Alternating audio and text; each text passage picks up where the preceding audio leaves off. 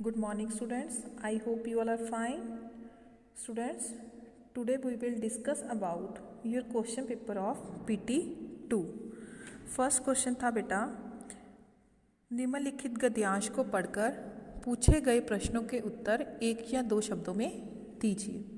Firstly आपने paragraph जो भी आपको दिया गया है उसको अच्छे से रीड करना है।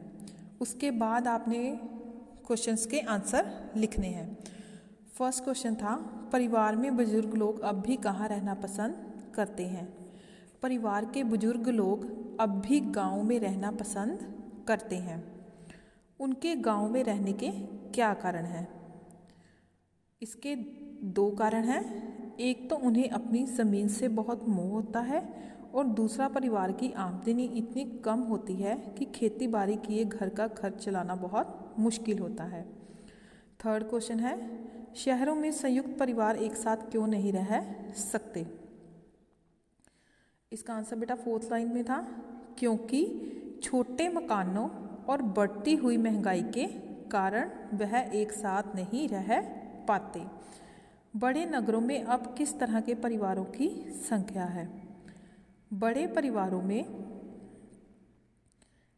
ऐसे परिवारों की संख्या है जिसमें केवल पति पत्नी व उनकी अविवाहित संतान ही साथ रहते हैं।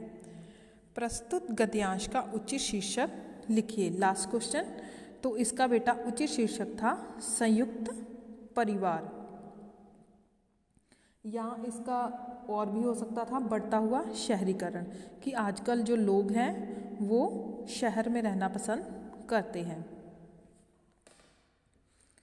नेक्स्ट सेकंड क्वेश्चन था बेटा, निम्नलिखित अपठित गद्यांश को पढ़कर पूछे गए प्रश्नों के उत्तर दीजिए। तो इसके बारे में बेटा मैंने आपको बहुत बार क्लास में समझाया था कि आपने जो गद्यांश के आंसर्स हैं वो पोइट्री की फॉर्म में नहीं लिखने हैं। कई स्टूडेंट्स ने क्या किया है कि इसका आंसर ऐसे ही लिख दिया है जैसे दिया हुआ है। जैसे पर्यावरण को शुद्ध कैसे रखा जा सकता है, तो आंसर आपने लिखा है पर्यावरण शुद्ध रखकर ही जीवन सफल बनेगा। तो हमने इसका आंसर लिखना था कि पर्यावरण को शुद्ध रखकर ही जीवन को सफल बनाया जा सकता है। ठीक है, आज जिन बच्चों ने पोइट्री की फॉर्म में बेटा आंसर्स लिखे हैं उनके मार्क्स डिडक्ट हुए हैं। तो नेक्स्ट टाइम से आपने ध्यान रखना है कि कभी भी पोइट्री की फॉर्म में आंसर नहीं लिखना, सरल वाक्य में आपने इसका आंसर देना है। इसका बेटा फर्स्ट क्वेश्चन था, जीवन किस प्रकार सफल हो सकता है? पर्यावरण को शुद्ध रखकर ही जीवन सफल हो सकता है। इसका आंसर ये आना था। सेकंड क्वेश्चन है, जीव जंतुओं का जीवन कैसे बचाया जा सकता है? पर्यावरण को सुरक्षित रखने का प्रण लेकर ही जीव जंतुओं का जीवन जो है वो बचाया जा सकता है। थर्ड क्वेश्चन है, कवि ने कौन सा व्रत रखने की बात कही है?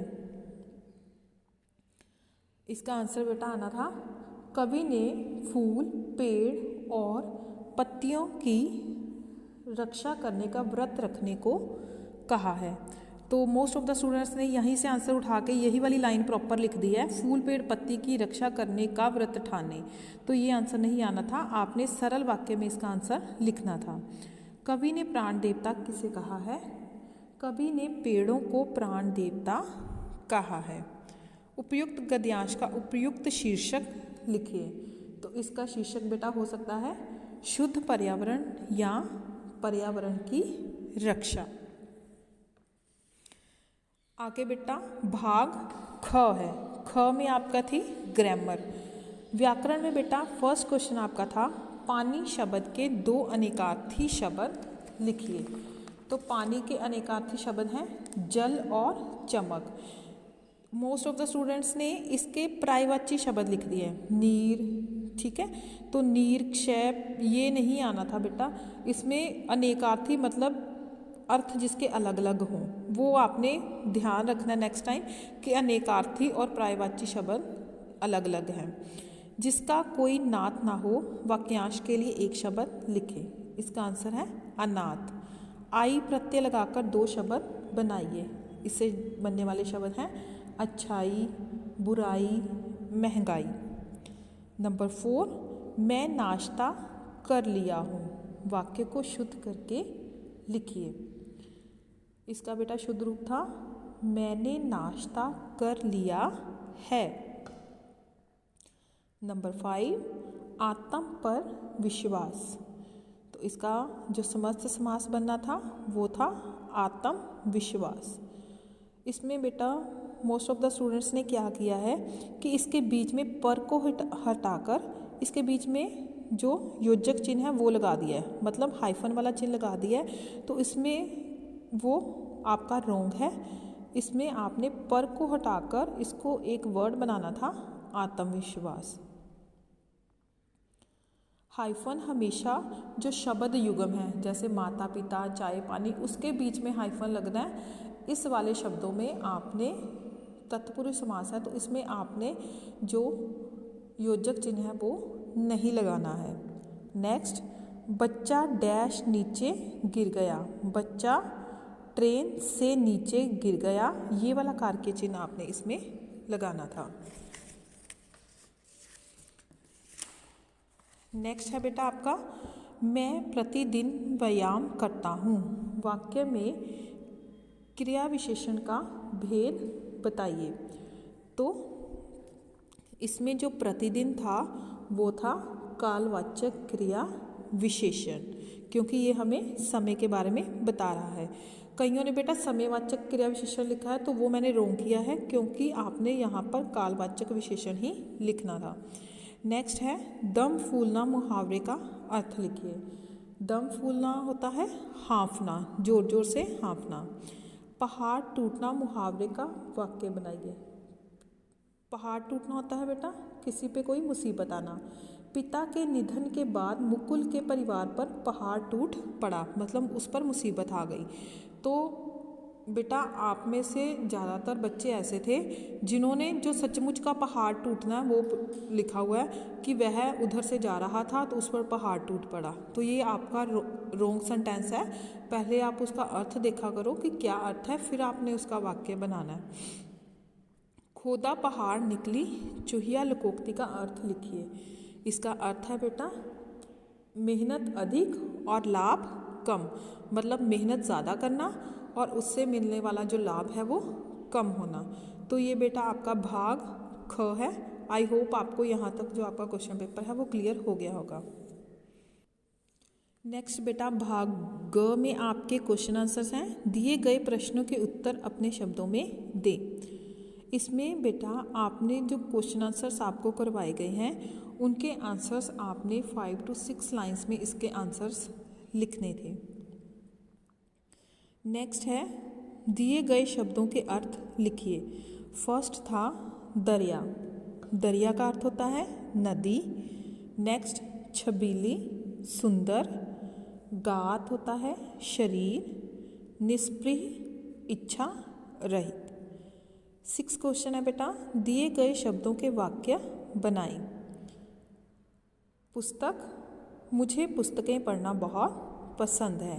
नंबर 2 संसार यह संसार बहुत बड़ा है। मधुर कोयल मधुर स्वर में गाती है। वीरता युद्ध में रानी लक्ष्मीबाई बहुत वीरता से लड़ी। नेक्स्ट बेटा 7th क्वेश्चन था आपका मैं सबसे छोटी हूँ कविता का सार अपने शब्दों में लिखें। तो बेटा जब भी आपको किसी भी कविता का सार आता है तो उसमें आपने जो सबसे पहले लिखना होता है जो भी कवि या कवित्री का नाम। तो मोस्ट ऑफ द स्टूडेंट्स ने क्या किया हुआ था कि सुमित्रा नंदन पंत के जो स्पेलिंग थे रॉन्ग किए थे। मैंने आपको पहले बोला था कि आपने दोनों पोइम्स के जो कवित्री या कवि हैं उनके नाम अच्छे से रिटर्न में लिख के देखने हैं और अच्छे से लर्न करने हैं, लेकिन कुछ बच्चों ने को छोड़कर बाकी सभी ने ये स्पेलिंग गलत लिखे हुए थे। तो जब भी आप पोइम लर्न करते हो तो सबसे पहले कवि या कवित्री के आपने नाम अच्छे से लर्न करने हैं, उनको लिख के देखना है ताकि आपको अच्छे से लर्न हो जाए, क्योंकि बेटा आपको 1 मार्क्स इसी का मिलता है।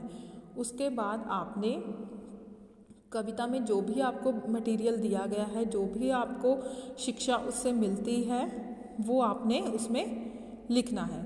और जो सार है वो मैक्सिमम 1 पेज का ज़रूर होना चाहिए।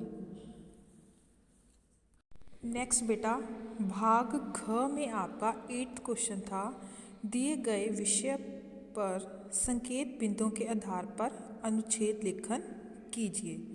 तो इसमें आपने जो मैक्सिमम वर्ड से 100 to 150 आपके होने चाहिए। सबसे पहले बेटा आपको जो भी संकेत बिंदु अनुच्छेद के दिए गए हैं उसके अकॉर्डिंग आपने जो अनुच्छेद है वो लिखना है। सबसे पहले त्योहारों का महत्व, ऐतिहासिक महत्व, धार्मिक व पौराणिक महत्व, तैयारियां किस प्रकार से की जाती हैं और त्योहार का दिन।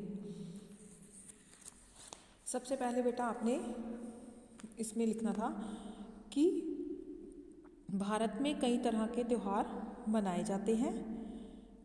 दशहरा भारत का उनमें से एक प्रसिद्ध त्यौहार है। दशहरे को विजयदशमी के नाम से भी जाना जाता है क्योंकि इस दिन श्री राम ने रावण पर विजय प्राप्त की थी। यह त्यौहार प्रतिवर्ष आश्विन माह के शुक्ल पक्ष में दशमी को मनाया जाता है। इसी दिन भगवान राम ने रावण को मारकर विजय प्राप्त की थी। इसी खुशी के कारण दशहरे का पर्व बड़ी धूमधाम से मनाया जाता है। इसके साथ दशहरे का दिन महिषासुर पर देवी दुर्गा की जीत का भी प्रतीक माना जाता है। दशहरे के 9 दिन पहले जगह जगह पर रामलीला लगाई जाती है और इसमें जो दृश्य हैं वो दिखाए जाते हैं। दशमी वाले दिन रावण, कुंभकर्ण और मेघनाथ के पुतले जलाकर इनमें पटाखे भरे होते हैं और इन्हें जलाकर लोग यह त्यौहार बड़ी धूमधाम से मनाते हैं। दशहरा पर्व मनाने के लिए जगह जगह पर मेलों का आयोजन भी किया जाता है। मेले में कई तरह की वस्तुएं और खिलौने देखने को मिलते हैं। बच्चे इस दिन बहुत ज़्यादा खुश होते हैं। दशहरे का त्यौहार बुराई पर अच्छाई का संदेश देता है। इस त्यौहार से हमें सच्चाई, अच्छाई और मानवता की अमूल्य शिक्षा मिलती है। नेक्स्ट जो था बेटा, इन दोनों में से आपको चॉइस थी, या तो आपने निबंध लिखना था और या पत्र। पत्र आपका अनौपचारिक था। मित्र को जन्मदिन का निमंत्रण देते हुए पत्र लिखें। इसमें बेटा आपको बताया गया था कि आपने सबसे पहले परीक्षा भवन लिखना है, उसके बाद आपका जो भी एड्रेस है, न्यू गीता कॉलोनी जालंधर, ये 3 चीज़ें लिखने के बाद उसके बाद आपने दिनांक लिखनी है। आज तारीख कितनी है? 10 जनवरी 2022। उसके बाद आपने आपके मित्र का जो भी नाम है, प्रिय सुरेश, सप्रेम नमस्ते, फिर उसका अभिवादन करना है, सप्रेम नमस्ते। फिर उसके बाद आपका जो भी मटेरियल है उसमें आपने लिखना था, मैं आशा करता हूँ कि आप वहाँ पर कुशल मंगल होंगे, मैं भी यहाँ पर ठीक हूँ। बहुत दिनों से तुम्हारा कोई पत्र नहीं मिला। तुम्हें शायद याद हो, अगले महीने की 19 तारीख को मेरा जन्मदिन है। मेरे माता पिता इस बार मेरे जन्मदिन को बड़े धूमधाम से मनाना चाहते हैं। इस मौके पर मेरे सभी मित्र होंगे। यदि इस अवसर पर तुम भी आ जाते तो बहुत आनंद आता। तुम्हारी जानकारी के लिए यह बता दूं कि उस दिन प्रातःकाल हवन होगा। दिन में सब लोग मंदिर जाएंगे तथा संध्या को भोजन होगा। भोजन के बाद संगीत का कार्यक्रम रखा जाएगा। आशा है कि तुम मेरे इस निमंत्रण को अवश्य स्वीकार करोगे तथा अपने पिताजी या बड़े भाई के साथ जन्मदिन से एक दिन पहले ही हमारे घर पहुंच जाओगे। यहाँ सब कुशल है। आदरणीय माताजी तथा पिताजी को मेरा परिणाम कहना। छोटी बहन को स्नेह। तुम्हारा मित्र। फिर आपने अपना नीचे नाम लिखना है। ओके बेटा। नेक्स्ट बेटा 9th क्वेश्चन था कहानी वर्णन। कहानी वर्णन में बेटा सबसे पहले आपने जो कहानी का शीर्षक है वो लिखना था कि जैसे लालची कुत्ता है, इसमें कहानी कौन सी है, चिड़िया और मधुमक्खी, तो इसका शीर्षक ये आना था। उसके बाद आपने कहानी को लिखना स्टार्ट करना था। फर्स्ट पिक्चर में आप देख सकते हो कि एक बार एक चिड़िया थी, वह इधर उधर टहल रही थी। उसने क्या देखा कि एक मधुमक्खी पानी में तैर रही है और वह डूब रही है। उसने उसकी सहायता करनी चाहिए और उसने अपनी चोंच से एक पत्ता पानी में गिरा दिया। जब उसने पत्ता पानी में गिराया तो मक्खी उस पत्ते पर बैठकर उड़ गई। इस तरह चिड़िया ने मक्खी की सहायता की। एक दिन की बात है कि एक शिकारी जंगल में शिकार करने के लिए आया। जब वह चिड़िया का शिकार करने वाला था तो मक्खी दूर बैठी यह सब कुछ देख रही थी। उसने देखा कि जब शिकारी गोली चलाने वाला है तो उसने उसकी बाजू पर बैठकर उसे काट दिया, जिससे शिकारी का निशाना चूक गया और चिड़िया की जान बच गई। इस तरह उन दोनों ने एक दूसरे की सहायता की। तो इस कहानी में बेटा आपको मैंने बोला था कि आपने शिक्षा जरूर लिखनी है। तो इससे हमें शिक्षा मिलती है कर भला तो हो भला। नेक्स्ट बेटा आपको जो स्टोरी थी उसमें आपने दो मित्र और गडरिया, ये इसका शीर्षक आना था। उसमें आपने लिखना था सबसे पहले चित्र को देखकर कि दो मित्र एक बार जंगल की सैर करने के लिए निकले। वह जंगल की तरफ जा रहे थे कि अंधेरा हो जाता है। रास्ते में उन मित्रों को एक भालू दिखाई दिया। उन दोनों मित्रों में से एक मित्र को पेड़ पर चढ़ना आता था। वह जल्दी से पेड़ पर चढ़ गया, लेकिन जो दूसरा मित्र था उसे पेड़ पर चढ़ना नहीं आता था। उसे याद आया कि भालू मरे हुए लोगों को नहीं खाता है। वह झट से धरती पर लेट गया और अपनी सांस रोक ली। और भालू ने जब इसको सूंघा तो उसे लगा कि वह मर गया है और वह उसे छोड़कर वहाँ से चला गया। दूसरा मित्र भालू के जाने पर जब पेड़ से नीचे उतरता है तो वह उसे देखता है, तो वह उसे देखकर पूछता है कि भालू तुम्हें क्या कहकर गया। तो वह उसे करारा जवाब देते हुए कहता है कि भालू ने कहा कि स्वार्थी मित्रों से बचो। तो इस कहानी से हमें क्या शिक्षा मिलती है? मुसीबत के समय जो मित्र हमारे काम आए वही हमारा सच्चा मित्र होता है।